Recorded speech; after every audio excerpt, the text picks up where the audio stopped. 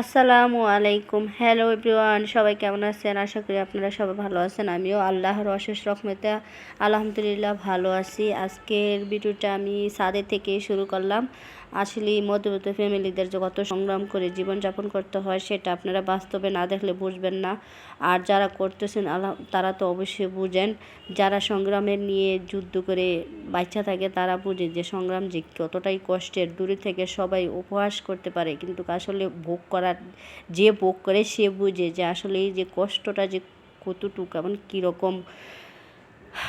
দূর থেকে মানুষের জীবন সবারই অনেক সুন্দর মনে হয়, কিন্তু যা জীবন চলার পথে যে কতটা স্যাক্রিফাইস, কতটা যুদ্ধ, কতটা সমাজের সাথে খাপ খাইয়ে নেওয়া, কতটা যে কষ্টের, তারা শুধু একমাত্র মধ্যবিত্ত ফ্যামিলি ওরাই বুঝতে পারে। তারা না পারে নিম্নপথ ফ্যামিলিদের মতন কোথাও যাইয়া কারো কাছে হাত পারতে, আর না পারে যে হাই সোসাইটি ওভাবে চলাফেরা করতে, ওদের জীবন যুদ্ধ করে ওদের এই কথাগুলার কারণ হয়েছে আপনাদের এতক্ষণে বলি। আপনারা বলতে পারেন কেন শুধু শুধু আপু এগুলো বলতেছে, যে নামে যেভাবে আমাকে সম্বোধন করেন ডাকেন। কথাটা বলার কারণ হয়েছে আমি নিচতলায় থাকি। আমার কোনো বারান্দা বলতে আপনার রান্নাঘরের সাথে ছোট্ট একটা বারান্দা, এখানে কোনো রকম কাপড় একটু মেলা যায়, একটা দুইটা, এর বেশি না। তারপর এর জন্য আমি যে ছাদে নিয়ে কাপড় শুকাইতে হয়, বেশি কাপড় একসাথে জমাইয়া তারপরে ওপরে নিয়ে শুকাইয়া নিয়ে আসি। আর ওপরে বলতে কি একদম 7 তলা, আমি থাকি একদম নিচতলায়। এর জন্য কথাগুলো বলা। আসলে অনেক যুদ্ধ করে জীবনযাপন করতে হয় আমাদের মতন মানুষদের। আর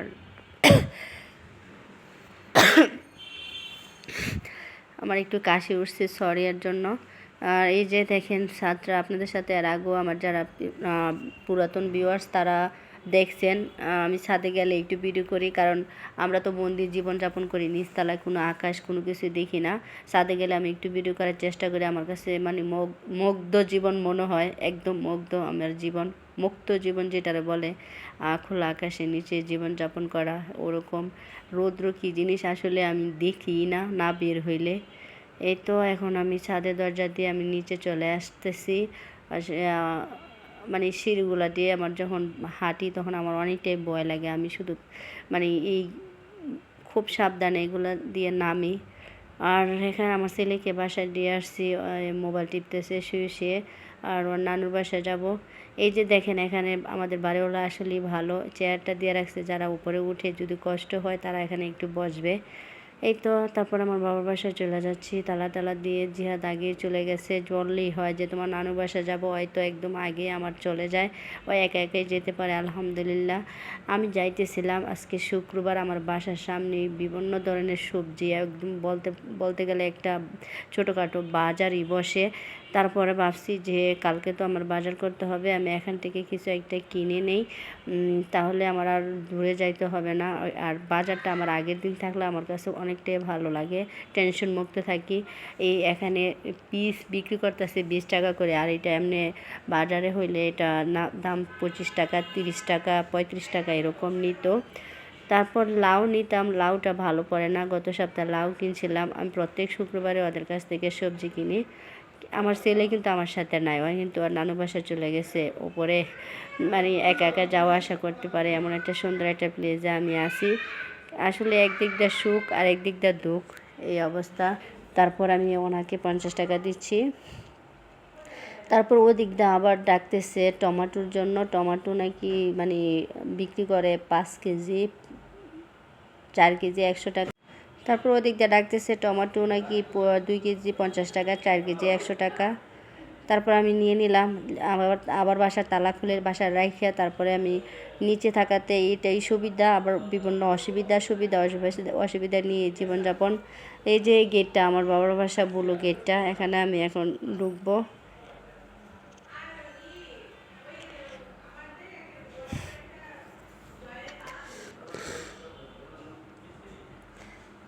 এই তো বাসায় ঢুকে গেলাম। সবাই অপেক্ষা করতেছে, দুপুরের খাবার খাবে।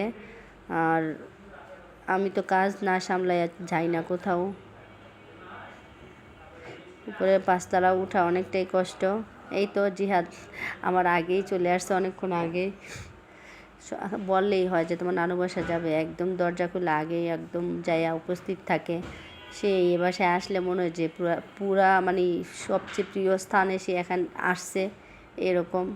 কারণ ওর বয়সী আমার বাইশতে আছে একজন, এই জন্য সমবয়সী পাইলে যা হয়।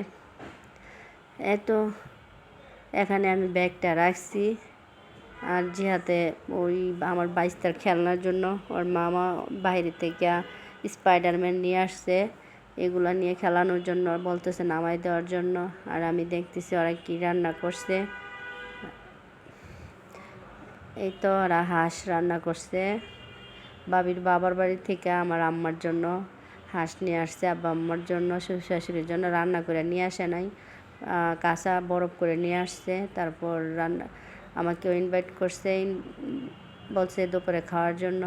আমি আর জিহাদ গেলাম। এই তো এখানে আমার আম্মা একদম খাবার রেডি করে বসে আছে, আমি যাব আর খাওয়ার জন্য। এই তো জিহাদে তো দুষ্টামি শেষ নাই। এই তো জিহাদ আর আমার বাইশটা এক ক্লাসই পড়ে ওরা, কিন্তু জিহাদের বাংলা বইটা হারাই ফেলছে। তো এখান থেকে আমি সাজেশন দেখে, জিহাদের আবার 9 তারিখে পরীক্ষা, সাজেশন দেখে এখান থেকে ছবি ওইটাই নিয়ে যাচ্ছি।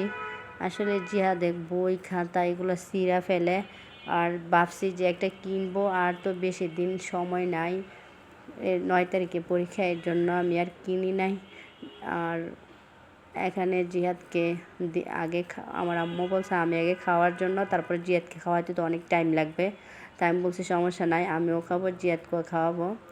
আমার প্লেট আলাদা রাখি, জিহাদের প্লেট আলাদা রাখি, কারণ এক প্লেটে হইলে কি আমি কথায় কথায় ওর খাওয়াইতে আমি নিজেই খাইলাই, ওই কতটুকু খাইছে আমি এটা বুঝতে পারি না। তা আমার মনে হয় যে আমার ছেলের হয়তো পেট ভরে না, এই জন্য আমি আমার বাসাও একই করি, মানে আলাদা প্লেট নেই, সব সময় আমি আলাদা একটা প্লেট নেই ওর জন্য আমার জন্য। তরকারি যদি একও হয়, অনেকে আছে নিজে খায়, এক প্লেট থেকে ছেলেরও খাওয়ায় নিজে খায়, তা আমি তা করি না, কারণ আমি বুঝি না যে আমি হয়তো বেশি খাই, আমার ছেলে হয়তো কম খাওয়াইছি, কারণ ভাত নিলে তো আমি খাইয়া ফেলে, আমি তো এটা বুঝি না, এই জন্য আমি ওর জন্য আলাদা প্লেট নিই। এরপর আমার এক ফ্রেন্ডের বাসায় গেছি, আমার বাবার বাসার পাশেই, আর একদম আমরা অনেক বছর পড়াশোনা করছি একসাথে, একদম শুরু থেকেই ঢাকা আসার পর থেকে ওর সাথে আমি পড়াশোনা করছি। তারপর মাস্টার্সে যাই আমরা আলাদা হয়ে গেছি।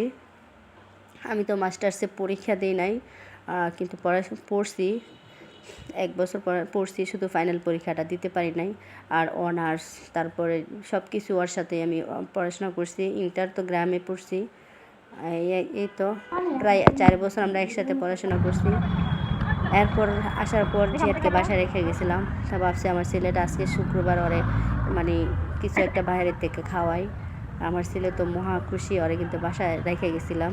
আমার বান্ধবীর বাসায় যখন গেছিলাম একটা কাজে, ওই আমাকে ফোন দিছে, তারপরে গেছি। এখন আমার ছেলেরে নিয়ে ফুচকা খাওয়াইতে চলে গেলাম আমার বাসার সামনে। এটা এই মামার সাথে আমার অনেক মানে কি কথা হয়েছে আপনারা শুনলেই বুঝতে পারবেন। মামায় মানে ফুচকা বানাচ্ছিল, অনেক হলুদ হয়ে গেছে। আমি মামা আপনি এত হলুদ কেন, অন্য জায়গার থেকে খাওয়া, এত হলুদ দেয় না।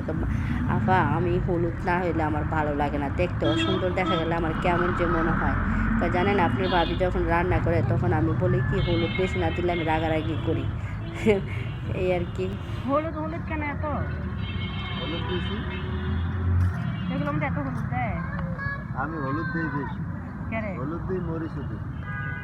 কে মামা? আমি ওই সাদা সাদা আমার তার পছন্দ হয় না, ওটা গ্রিনের নাম দেয়। বাসায় যেরকম তরকারি আনতে ওইরকমই রান্না। 4 চামচ দিতে হলুদ, 2 চামচ দিই মরিচ বেশি খান মনে হয়, মরিচটা বেশি খান। দাঁড়াই দিক দাও, বসো।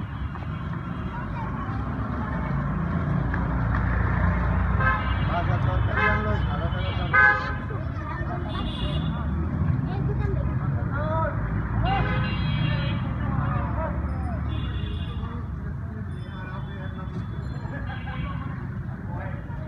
আমার বললো আমার লাগে প্রায় সময় ঝগড়া হইতো, সাদা তরকারি আনতে, আমি ভাবি বোর তরকারি রান্না করলে যা রান্না করে তাই খাইতে হয়, ভালো বলতে হয় আরো।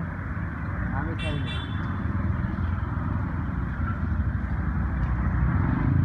আমি খাই ভুনা। বুড়া বরিশালের মানুষ টক মিষ্টি। বরিশালের মানুষে তো টকও নাকি খায় না, টক নাকি আপনারা কোনোদিনও খান না। মাছ দিয়ে যে টক রান্না করে জানেননি? হ্যাঁ, এটা খায় না, কিন্তু আমাদের কুমিল্লার মানুষ সবাই এটা অনেক পছন্দ করে। গরমের দিন আসলে আমাদের টক থাকতে হবে সোজা কথা। ওই যে মাগুর মাছ কেনে খাই আমরা। বরিশাল আপনার বাড়ি? বরিশাল। হ্যাঁ, বরিশাল ওরা টক জিনিসটাই চিনে না, হ্যাঁ টক যে খাইতে হয় এটা চিনি না। অনেক খাওয়া নেই, ময়মনসিংহ, রংপুর অনেক জনের নতুন নতুন খাবার খায়, কিন্তু নতুন আইটেমের খায়, কিন্তু আমরা খাই না।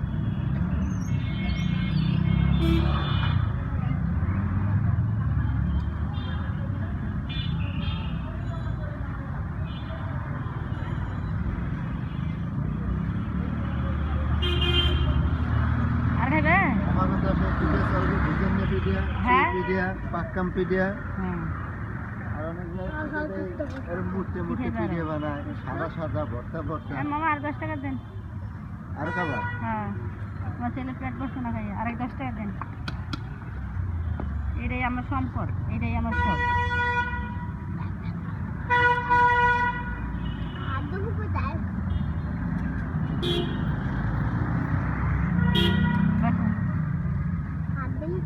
হাত ওইটা এখানে দিও। তারপর বাসায় চলে যাচ্ছি। আর আজকের ভিডিওটা যাদের যাদের ভালো লাগছে তারা একটু লাইক কমেন্ট শেয়ার করে দিবেন এবং সাবস্ক্রাইব করে দিবেন, পাশে থাকা বেল আইকনে ক্লিক করে দিবেন, তাহলে আমার নতুন নতুন ভিডিও আপলোড করার সাথে সাথে আপনারা পেয়ে যাবেন। আসলে মানে অনেক কষ্ট করে একটা ভিডিও মেক করি, যদি আপনারা সাপোর্ট না দেন তাহলে মানে অনেকটাই খারাপ লাগে। নেক্সট কোনো ভিডিও নিয়ে আপনাদের সামনে চলে আসবো। এই পর্যন্ত সবাই ভালো থাকবেন। আল্লাহ হাফেজ।